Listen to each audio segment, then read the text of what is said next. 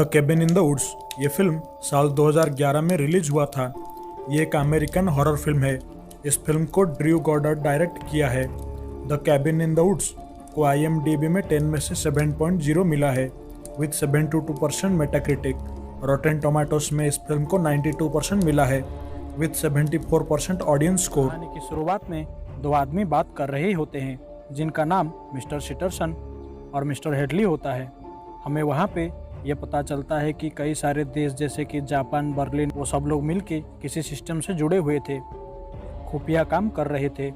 तो scene change होता है और एक घर में दिखाया जाता है जहाँ डाना कमरे में पैकिंग कर रही होती है। वहाँ पे उसकी एक दोस्त आती है जिसका नाम जुएल्स होता है। डाना को वो अपने कलर किए हुए बाल दिखाती है और दोनों बात करने लगते हैं। तभी वहाँ पे कट आता है। धीरे धीरे मार्टी, होल्डन सब आते हैं।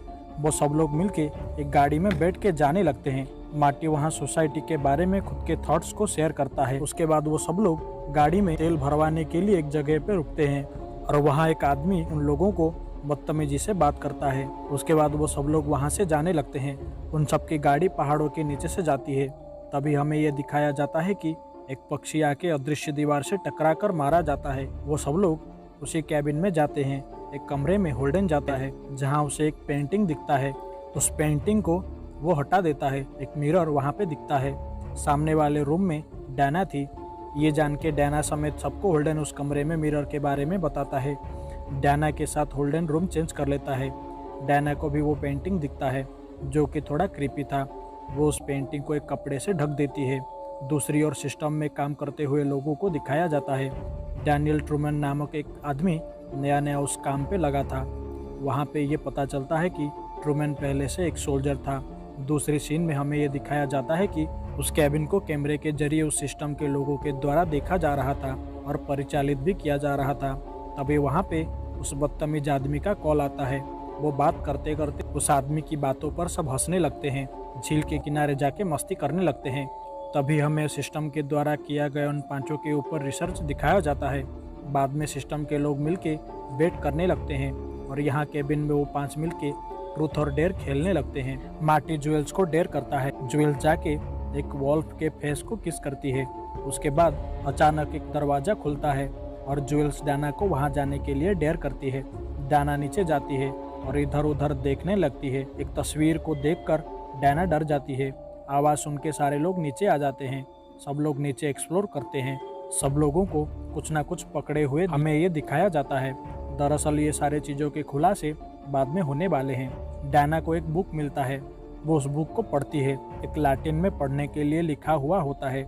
मार्टी ना पढ़ने के लिए सबको कहता है पर सब लोग डाना को फोर्स करते हैं। डाना वो बुक के लैटिन अक्षरों को पढ़ने लगती है।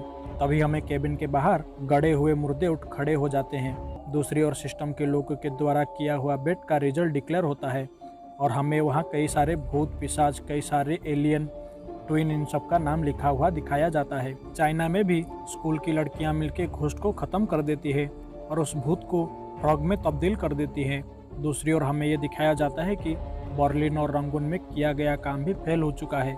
यानी कि यहाँ हमें ये पता चलता है कि इन सभी जगह पे किसी न किसी तरीके से वहाँ पे रिचुअल किया जा रहा था। कट और जुएल्स बाहर चले जाते हैं। जॉम्बिस जुएल्स को मार देते हैं।